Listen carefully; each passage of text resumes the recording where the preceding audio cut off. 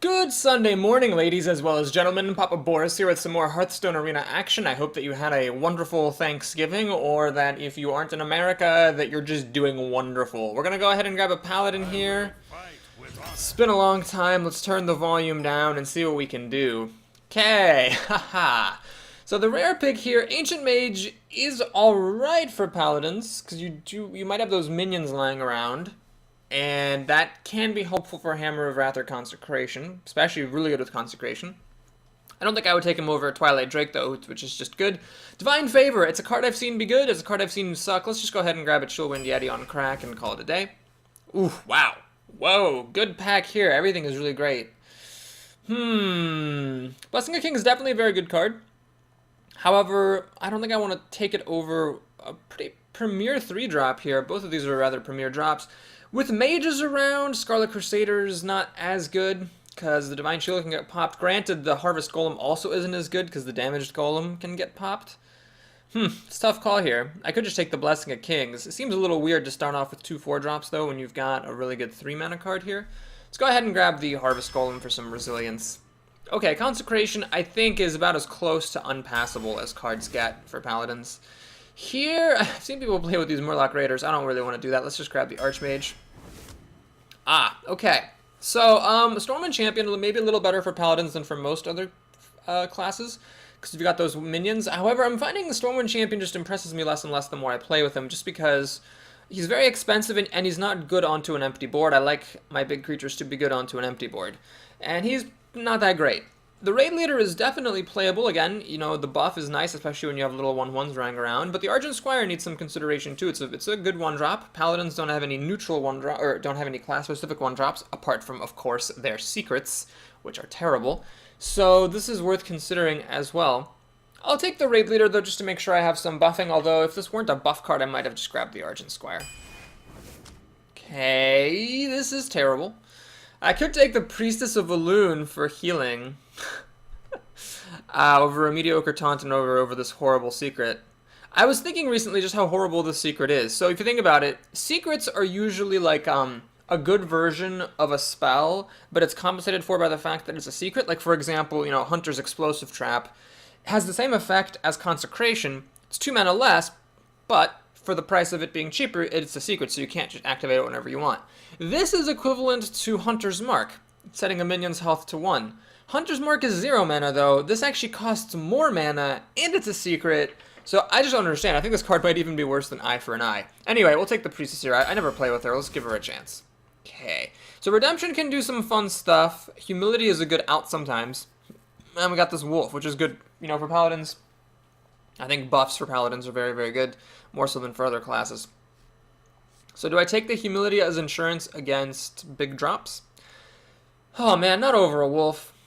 I'll hold out for an Outdoor Peacekeeper.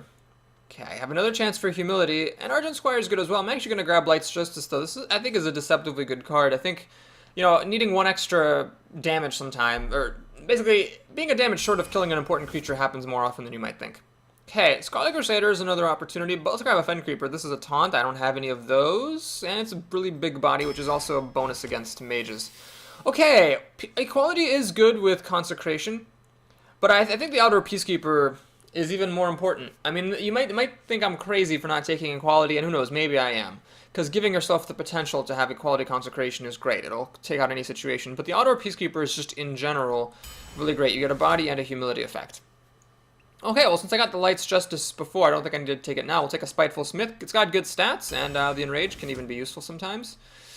Blessing of Kings. I have another opportunity for this card. The problem is it's not very great if you don't have stuff to put it on, and this is the best 2-drop in the game. I'm just going to go ahead and grab the Monty Berserker there. I think it's important to have some of those.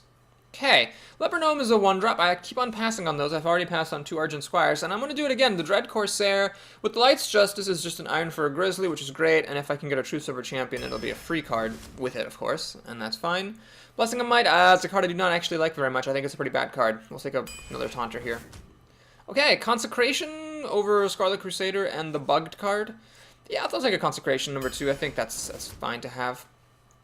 Alright, now Cult Master is great for card draw. I currently have none of it. I've been advised that I might be undervaluing Swarm. Certainly for Paladins with all the buffing going around, this is nice. But I think it's important to have this. I currently have no card to draw. I feel a little bit uncomfortable playing without at least some of it. Ooh, okay, well this is a strong pack. Divine Shield's great, the Frostwolf Warlord can of course also be great, and then I like this guy quite a bit. You can drop him on an empty board, the life gain's nice. I don't think I can take him over these other things that I need in my life, and we'll take the Argent Protector, because it's sort of like removal, which Paladins are a bit lacking. Since I've seen no Hammer of Wrath, and I have seen no True Silver Champion, being able to put a Divine Shield on a creature and use that as removal might be very important for me.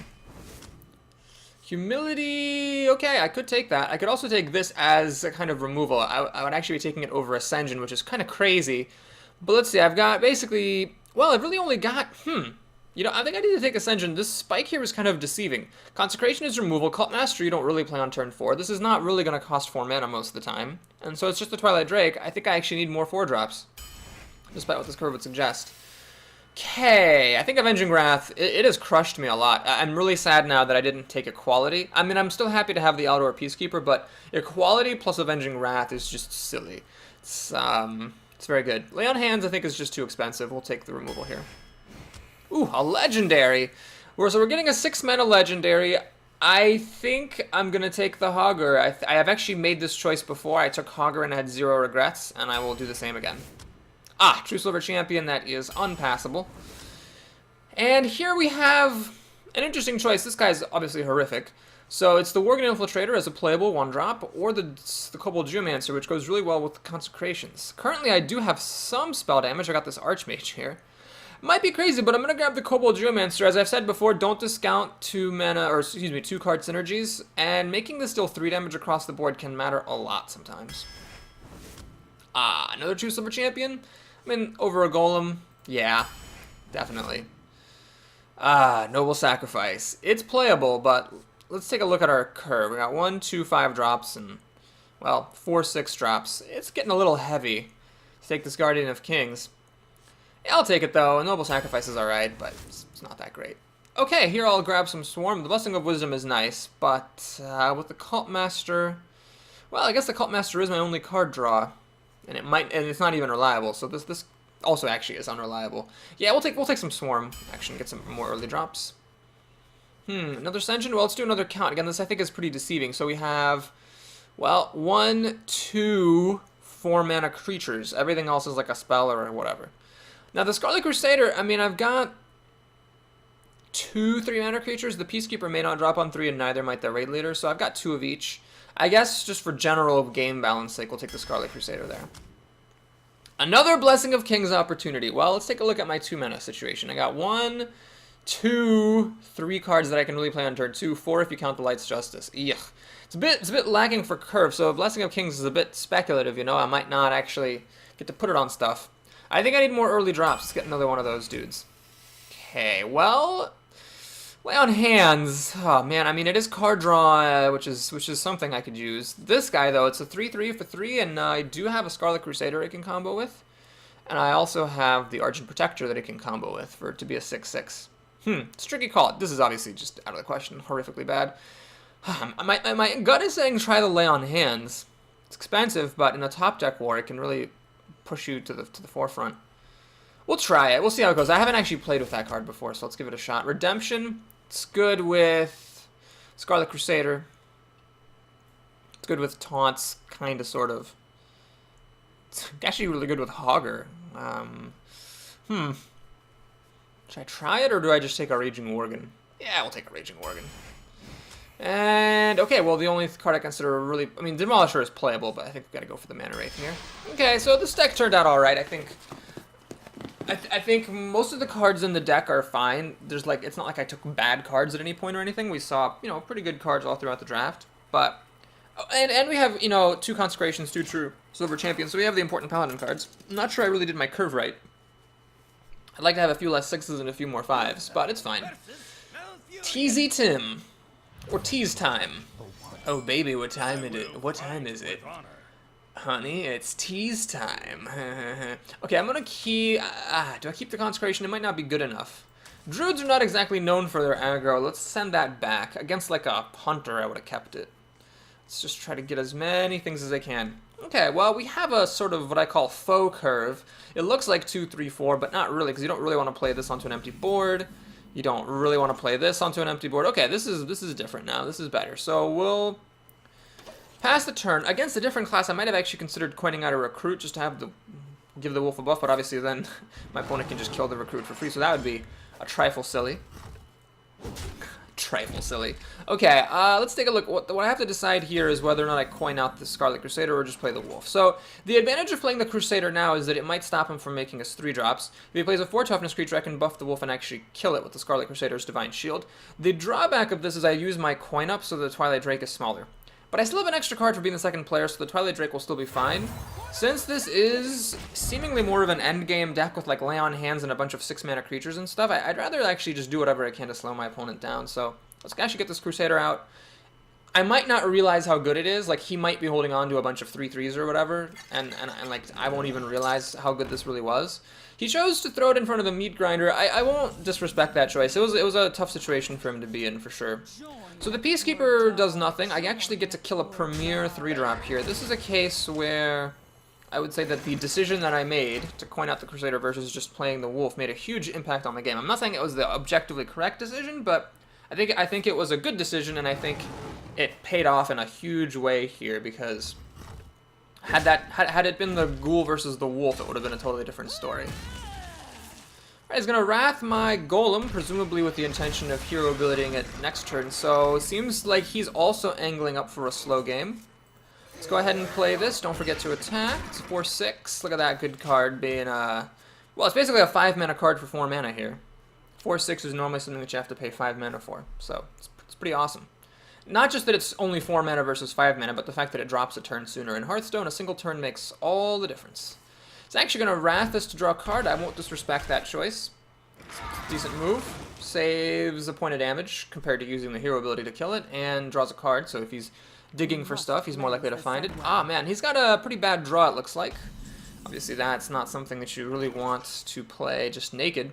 I could Peacekeep it, but I think I'd much rather save that for like Ironbark Protectors or whatever, so preserving 2 points of health in my Twilight Drake doesn't seem that valuable. And this is actually going to be a terrible play. I'm going to, for once in my life, remember that Druids have Swipe. This will just let Swipe kill everything. So instead, I'm going to do this, make a Light's Justice. I have 2 True Silver Champions in this deck. It's a reasonable likelihood I'm going to end up busting this thing up anyway. So I might as well swing in the face. 4 turns is a long time. It's practically an eternity in Hearthstone. So I'm not going to like hold on to this, given that it's quite likely I'll draw another weapon or just be able to use it all up anyway. Alright, he's going to go for the Taunt version, which is very smart because, as you can see, Twilight Drake plus the Light's Justice isn't quite good enough. Fortunately, I think this is a good time to drop the Peacekeeper. Wait, whoa, hold on. I mean, the Peacekeeper could still get a better target later. Let's actually drop the Wolf now, huh? That seems like a good move. So the Twilight Drake sort of paying for itself here. We'll do this for justice. And don't forget to attack. Okay, so I could make a Murloc and then a Recruit. The problem is that basically he could then kill everything with Swipe. Swipe this, the Recruit dies, the Murlocs die, this goes down to 1 health, hero ability finishes it off, and that sucks. So instead of doing that, I'll just play a Grizzly. This is really not a Druid's favorite thing to see tons of 3 health creatures. It makes Swipe and Starfall ineffective. Although I should have put the... Oops. Really should have put this bear on the other side of that wolf. Luckily, the wolf died. Luckily. So it didn't really matter, but I still should have done it correctly. Okay, man, this is actually just a terrible card against Druids. Maybe this is actually worse against Druids than against any other class. I was thinking, like, well, it's bad against mages, because, you know, mages, they got that hero ability that can just ping these things off. I feel like even worse playing this against a Druid, though. Ah, sure, we'll ping him one more time. We're getting pretty far down here. True Silver Champions still waiting for me in there.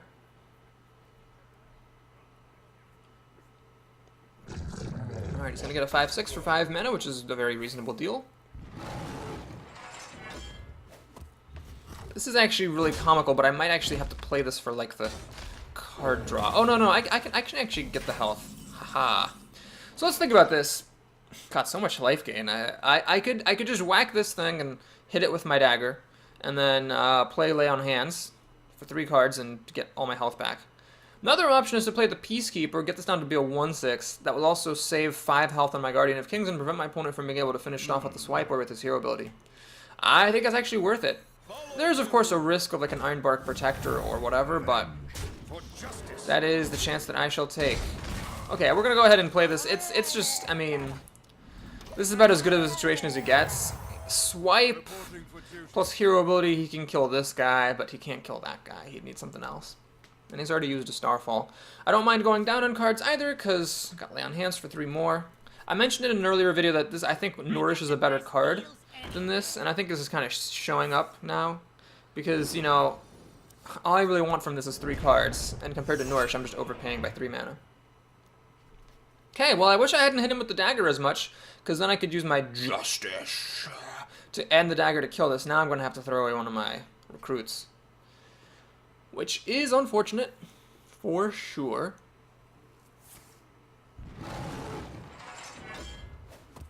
Okay, he's going to hear up. He's got a lot of cards. It's good. I'm glad I took this. I mean, this could have been a Blood Knight, which would be a whole lot less good here. Okay, well, always draw cards first, even though it's not super likely to matter. Oh, right, I can heal whatever I want with this. That's so funny. So I'll spend my turn just drawing a few cards. Okay. This all would have been nice to have already. As it is, we'll just keep pushing damage through. Okay, this is getting a little bit... getting a little close for my opponent. I mean, if these guys hit, the True Silver Champion represents lethal damage. Mind if I roll knee? No Iron Bark Protector from our druidic friend here, just tons of creatures.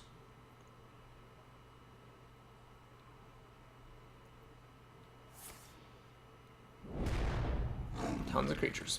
Looks like he had a bad draw. He's got a lot of cheap stuff that he's playing only now. Okay, well, it's just... I think I'm just going to go ahead and go for the throat here. Can I do a single extra point of damage? Nope. Well, let's do True Silver Champion. And yeah, I'm just going to go for the kill. So, the idea here is that I'm just going to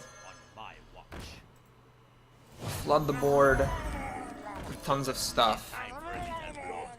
So, my opponent not only has to clear out my entire board, but he also has to stop True Silver Champion from killing him. Now, it's possible here. I mean, like a Kobold Geomancer, Starfall, and then the Ooze to kill the weapon would save him, I suppose.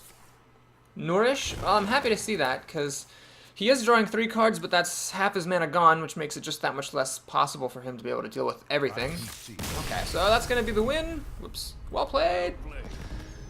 Tease time. Is that going to be the title of my video? I don't know. Honey, what time is it? Oh, baby. It's tease time. I'm gonna show you my bare chest, but I'm not gonna do anything else. Okay, so that was game number 1. As always, I'm gonna play a couple of games in this first video, and then we're going to take a break, and then come back with the rest of the games in a second video, in case you have a shorter attention span, or that's not fair to you. Maybe you just don't have as much leisure time to watch like a 2-hour-long video all in one go. Up against a Paladin, Zerfor. I hope I get Light's Justice. Light's Justice is a really, really good card against Paladins. Okay, this is awkward. I don't really want this or this. I will keep both of these. Scarlet Crusader is maybe not my favorite thing against Paladins. If I were player number 1, I'd mulligan it, but here, you know, I could have played one on turn 3, or 2 with the coin and the other on turn 3. As it is, I may not do that. I may just make the Amani Berserker. Okay, let's see what I draw. So the question is, do I coin this out? I mean, if I coin it out, I'm just making a recruit next turn, but the idea is if by having him on the board, it makes it harder for him to make his own recruits. So I'll do it. It makes my Twilight Drake a bit smaller on turn 4, but that's fine. So we got recruit, 3-drop, and then this should be a 4/5, because I'm not going to play more than 1 card. It's good that I'm second. If I were the first player, the Twilight Drake would only be a 4/4 if I were making all the same plays, which isn't as good. Interesting choice here. I presume he has some kind of removal for this. I'm not going to play around that, obviously. We'll just basically make him pony up. He promised. He essentially represented having an answer to this. I will now make him show me what that answer is. I think it's important to make your opponent pay for things, because sometimes he's not going to have the cash on hand. By that analogy, really ended up being kind of tortured. Interesting. He did not, in fact, have the answer. Haha, okay. This is interesting. I would totally play Consecration here just to kill this Knife Juggler. well, I'm always going to attack into this first to check for that secret. It is, in fact, eye for an eye. Oh my god. Well, my opponent just went a card down against me, essentially. And I could swing for 5 damage, but I'm actually going to trade this. This may seem like emotionally an unappealing play, turning a 5-2 for a 3-2, but it's a 2-mana creature for a 2-mana creature, and this 2-mana creature is really good. I don't want this guy getting hit. I don't want my recruits dying. I don't want any of that crap. We're just going to go ahead and kill this. And I'm actually going to play the Worgen, so I'm playing kind of the same game as I was playing when I played that Amani Berserker, which is I am stopping him from making these recruits. He doesn't really want this to become Wind Furied. Now, I could, of course, at this point with 4 mana have True Silver Champion and whatnot, but actually, this is going to be a 4-6 again, isn't it? I didn't count this right. Yeah, because I've drawn another card, so there's actually 5 cards in my hand besides it. So yeah, it's going to be a 4-6, which is awesome. Paladin's not the greatest at dealing with that. I mean, Humility is good, but I don't mind having a 1-6 Paladin minion sweeper. Okay, well, I could play this. But it is also tempting to do this and get the kill, and that is what I will do. We'll do that. Pop. I think here it's actually very important to play a recruit rather than the Geomancer, because I am holding on to Consecration, so it's, you know, not improbable that eventually I will want this combo. Well, I'd say that I won the opening. I'm holding the same number of cards in my hand as he is, but I've got extra creatures on the board. Okay, that was a pretty good answer from him. Luckily, he lost the coin flip and only took a 1-1. Why Papa Boris thinks this card is bad, volume 587. Interesting choice. It really makes no difference to anything. I suppose that it stops the Worgen from killing that. Okay, that's legit. So either I get the kill on this thing, or I trade and let this thing survive. That's not really great, is it? Well, yeah, the taunt is actually good because it's protecting itself, which is important. Consecration plus Kobold is, first of all, unplayable, and second of all, probably bad here. Yeah, we'll go ahead and just do this and keep it simple. Now, this guy's dead anyway, so I might as well just do that. And yeah, we'll do this and make a recruit. So I'm just trying to get this thing off the board. It's gonna get to kill my thing. Oh, I guess I could have just finished it off with the recruit. Well, in case of Divine Shield or buffing shenanigans, I think it's nice to have this 3 damage in my pocket on the board.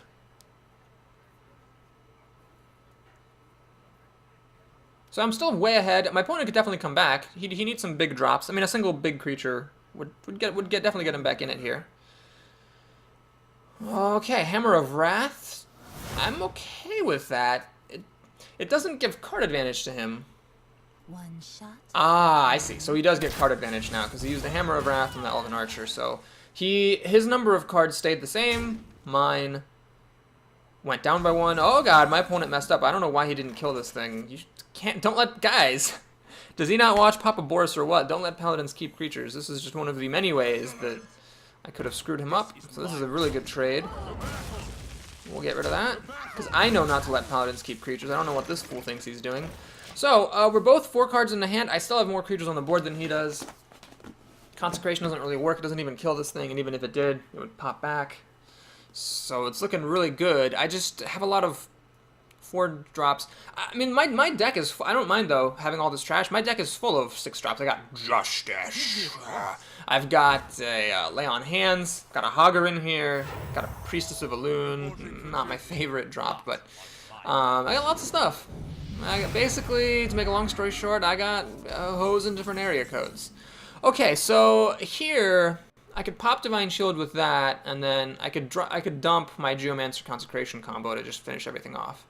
But why do that? I mean, I've got a reasonable alternative, don't I? I can just play this thing, get like 2 cards, 3 cards. I can trade in my Raid Leader, that's fine. Get 3 cards. Yeah, let's just do that. We'll save the Consecration for when I really need it. So we'll do this. And it doesn't really matter how I do this. So yeah, we'll just draw a card there. Grizzly, that's good to see. We'll draw a card here. It goes without saying that killing that questing adventure was of the utmost importance. Super Champion. Well, this is all fine and dandy. So those were, except for my Recruit, popping the Divine Shield, those were trades, and I got 3 cards. So yeah, this is looking awfully good for my opponent. Got 3 cards to my 6, and I'm ahead on the board. I've just been winning these games through creature dominance. Like I mentioned when the draft ended, it maybe isn't the strongest deck, but every card in it is a decent card. We were never forced into any wacky Paladin secrets or anything like that. There was always something reasonable good to take. And I was just probably just playing better cards than my opponent here. Not saying he's a bad drafter. He might have just not seen as good at cards. Speaking of which, actually that's not speaking of which at all. I was told to click on this blimp a bunch of times. I never knew that it did anything. So I hope that wasn't, I am not getting punked here. I hope this actually does something. Okay, I think, oh, it like turned. What? Okay, I don't know. Anyway, sorry. So, yeah, let's go ahead and just do this and draw a card. Okey-doke. This Twilight Drake seems awfully good now. So, well, hang on. Always draw cards first. Actually, this matters a lot. It makes my Drake bigger. So we'll trade that in. Another true Super Champion. Fantastic. So we'll play this first. That thing is a 4/9. Twilight Drake, guys. It's a good card. It's a good card. Alright, we're gonna swing for 4 damage. Oh, I can play this guy for free. I always forget about that. Oops. Anyway, that's that. So, I mean, this is just a Wrecking Ball powerhouse. Demolition Derby. I don't know. Somebody told me to click on this blimp 8 times. I'm pretty sure this blimp doesn't do anything except turn sideways.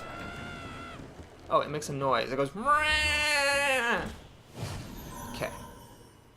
Well, I think that this Cult Master over whatever I took... I remember it was something good. I can't remember exactly. It definitely paid for itself here. It seems to be working out quite well. Okay. What do I do here? I think I could just ignore him now. Can't I? Sure. We'll play Hogger. And, actually, do I want to play this? Will I have enough room? I will have enough room. Yeah, I'll have enough room. So we'll do this.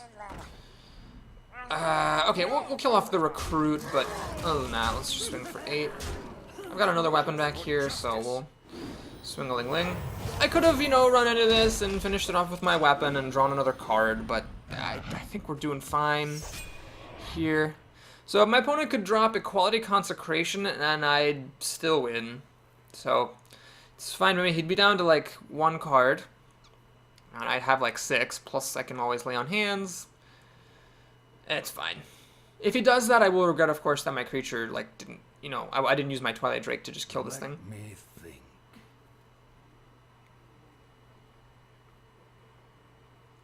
Consecration, even without Equality, is actually really great for him. Kills off everything except for the Hogger and the Drake. The Drake with its massive 9 health would still survive against the Guardian, but the Hogger then could be killed off by the Guardian. Let me think. The victory. Okay, well those are 2 pretty crushing games, and that's something I don't say very often when I play as Paladin, my worst class. You might remember a while back I was like, oh, I think Paladin's top tier when I had a really good run with him, but then it just sort of plummeted. So anyway, that's good to see here. We got 2 pretty strong games. I hope you enjoyed the video. If you did, do please support the channel by liking and or subscribing, and I'll be back soon with the rest of the games. I'll see you then.